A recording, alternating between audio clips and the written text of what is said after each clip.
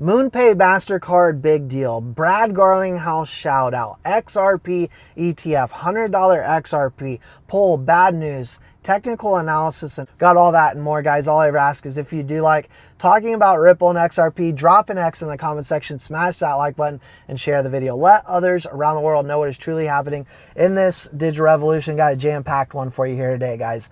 Want to start with Brad Garlinghouse's shout out to CLO, Chief Legal Officer, Stuart Alderati. As he wrote here this morning, love starting the day, seeing my friend Stuart Alderati getting the public recognition he deserves for the amazing work he's done here at Ripple and in support of keyword, the crypto industry. So what is he talking about? Well, the National Law Review, massive publication, here today put out a profile of Stuart Alderati, the man behind crypto's biggest court victory, they write. And so that's just it. It wasn't just about Ripple and XRP. Of course, that being the focus in the Ripple and SEC case, but it is the industry, the crypto industry.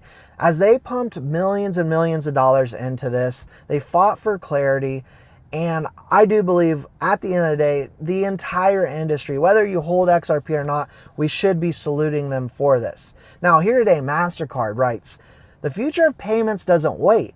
From wallets to wherever you shop, stable coins just went global. Let's get to work with Moonpay. Now, I want to talk to you about the network effect here and what this means for XRP investors. As Mastercard News writes, stable coins meet 150 million, let's say that again, checkout counters. Enterprises and fintechs can now offer Mastercard brand cards linked to consumer stablecoin balances, unlocking new ways to pay and be paid in partnership with Moonpay.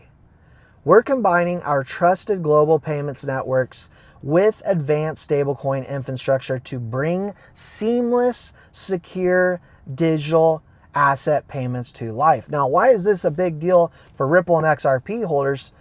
Well, the most obvious one would be that Ripple is direct partners with both Mastercard and Moonpay. In fact, Moonpay since October 2024 has been partnered with Ripple. They've got 20 million plus users that can buy, store, and manage XRP. They were one of the first exchanges to partner and utilizing RLUSD. And that's what gets me into where this all goes. Mastercard being a longtime partner with Ripple, now getting really into the stablecoin side of things. And we heard Jack McDonald talking about how these big institutions are looking to utilize RLUSD in a big way because of the compliance here and what they're doing. Now, Moonpay, when we talk about how closely tied they are to Ripple, remember back just in January, Brad Garlinghouse, CEO of Ripple, actually did Moonpay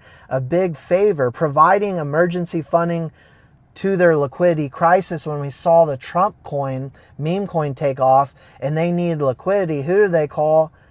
Brad Garlinghouse, CEO. And so there was a whole story on that. And Moonpay even wrote, this is a Brad Garlinghouse appreciation post. This is directly tied back to Ripple. And why is RLUSD, of course, important for XRP? It's built on the XRP ledger that utilizes the native token XRP for everything. Now, Breaking Jack the Rippler writes, the SEC is scheduled to make a decision on Thursday, June 17, 2025, regarding the approval or disapproval of Franklin Templeton Spot XRP ETF, which will hold XRP. Now, that's a little over a month away. May seem like a long time, really isn't. We're getting close.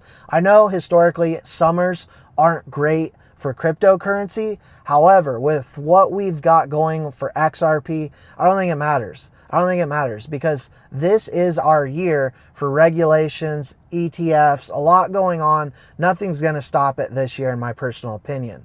Now, XRP price technical analysis. I'm going to link this out of Cointelegraph in the description below as well if you want to check it out. But they're talking about breakout supports, a strong bullish continuation towards $3.69 in the short term, and 17 they are calling for long term.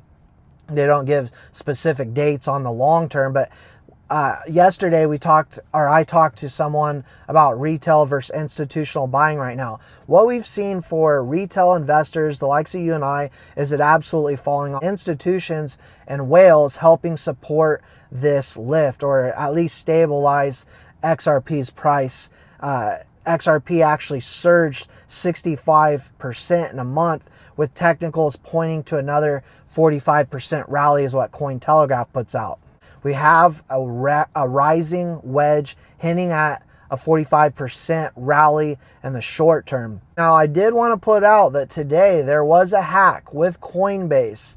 I utilize Coinbase to buy and sell. I also use Uphold. I'll link them down below if you want to check them out.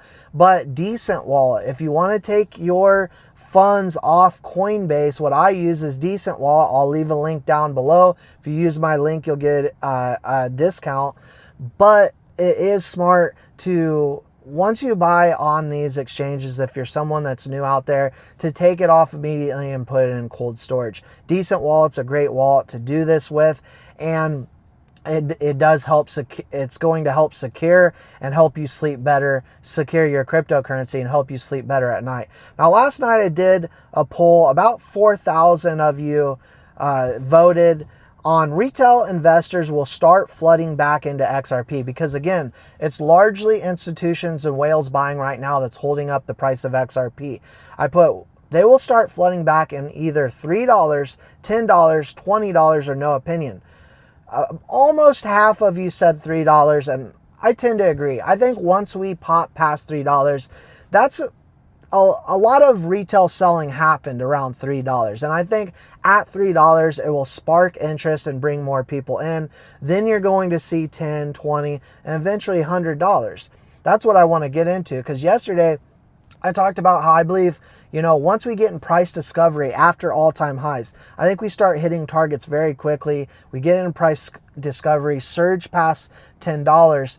With the institutional interest, that's the big money, the regulatory clarity, all that money coming off the sidelines, going to move XRP extremely quick. We've talked a lot in the past about how millions of dollars flowing into XRP can move the market cap billions.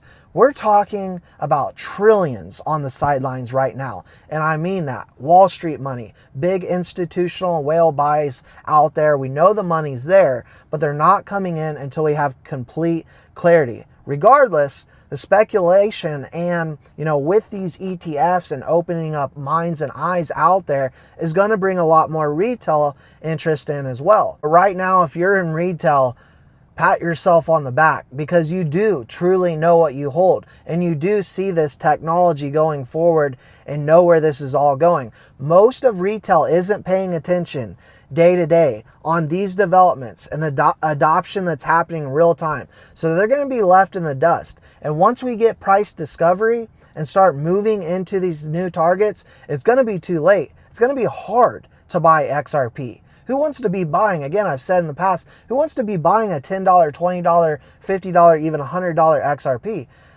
The fact of the matter, most people in retail won't, because they're going to be angry that they sold at 3. It's going to be hard for them psychologically to buy at 10, even though at 10 it's still going higher.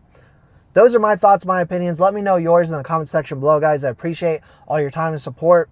If you don't mind, if you haven't already, clicking the like button and subscribe button, and we'll see you all in the next one.